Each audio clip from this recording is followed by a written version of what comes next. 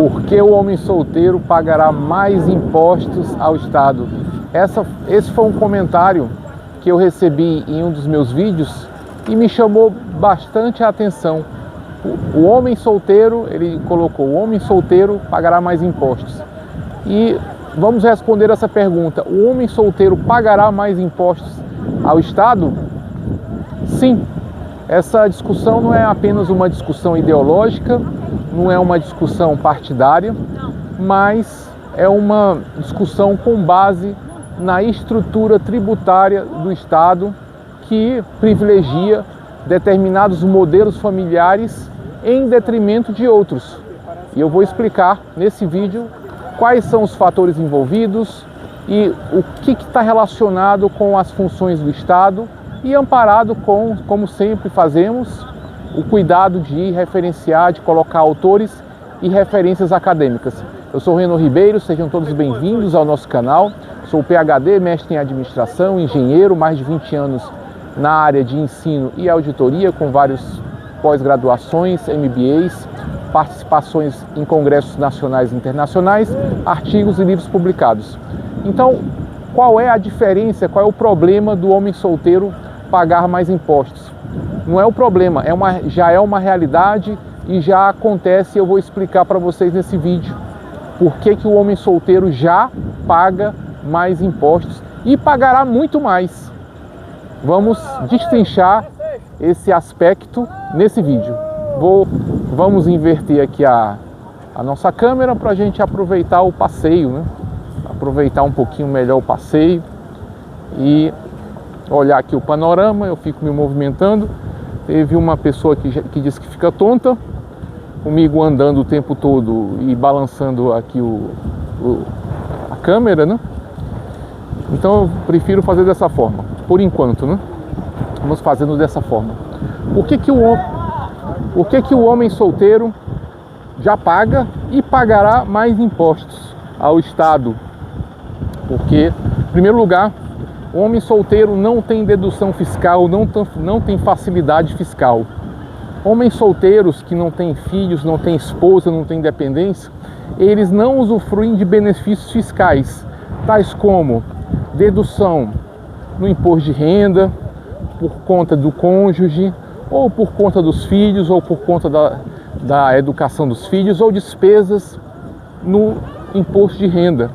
Ele também não tem acesso a programas sociais de redistribuição de renda, como Bolsa Família, Auxílio Gás e outros auxílios governamentais. O homem solteiro também não tem isenções em determinadas faixas de consumo familiar. Em outras palavras, o homem solteiro ele contribui ativamente, plenamente para o sistema, mas usufrui muito menos desses mecanismos de redistribuição do Estado. Piletti, ele afirma que os sistemas fiscais progressivos eles são frequentemente desenhados para beneficiar as famílias, os dependentes, o que tende a penalizar os indivíduos solteiros e os indivíduos sem filhos em termos proporcionais. Temos também, né, as velhas funções do Estado, que eu falei em outro vídeo, e a lógica distributiva do Estado.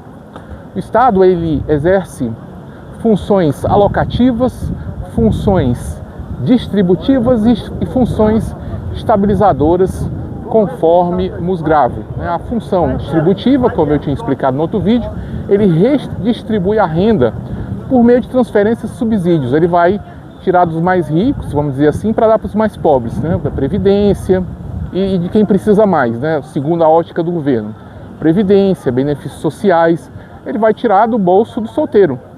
A função alocativa, ela fornece itens e serviços públicos universais, ou seja, todos vão usar aqui nessa calçada, né, um serviço público que é para todos, né, mas proporcionalmente os solteiros é que são mais explorados, né, na sua contribuição para o Estado, para que possam ser desenvolvidas essas políticas públicas. A função estabilizadora, ela garante estabilidade econômica via política fiscal e monetária. Então, Em síntese, o homem solteiro, ele entra como pagador líquido nessas três frentes, ou seja, ele paga impostos para a saúde, para a educação e para creches, né? Inclusive para o auxílio de crianças que não são deles, que não são desses homens solteiros. Eles contribuem para as aposentadorias de outras pessoas, mas com certeza ele terá um menor retorno proporcional se ele morrer solteiro e se ele conseguir se aposentar. Então ele contribui para os outros, mas quando chegar a vez dele, dificilmente, né, hoje em dia, o homem solteiro provavelmente não vai ter muita coisa ou não vai ter nada. E o homem solteiro, ele não se enquadra na maioria dos requisitos, nos critérios da maioria dos programas sociais. Como argumenta Spink e Andersen, o estado de bem-estar moderno, ele é desenhado, ele é estruturado com base na família nuclear tradicional, mãe, pai, filhos, o que vai marginalizando sujeitos que estão fora desse modelo. Então o solteiro paga muito caro por ser solteiro, ele não tem nenhum auxílio e paga mais que os outros. Então a política pública, ela tem um viés voltado para a família.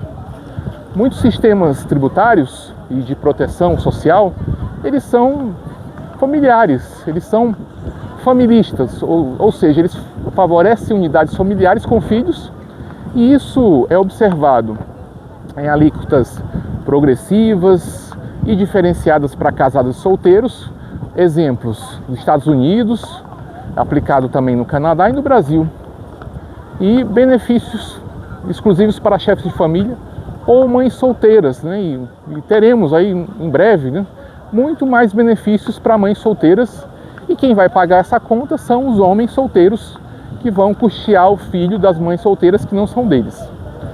E as políticas habitacionais, né, é claro, elas priorizam famílias com crianças.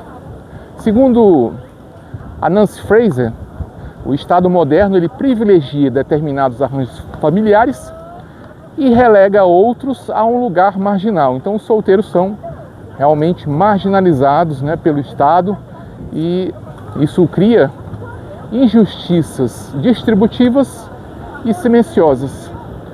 Nós temos também a economia do cuidado e a invisibilidade contributiva, em que o homem é invisível, ele só é olhado na hora da contribuição.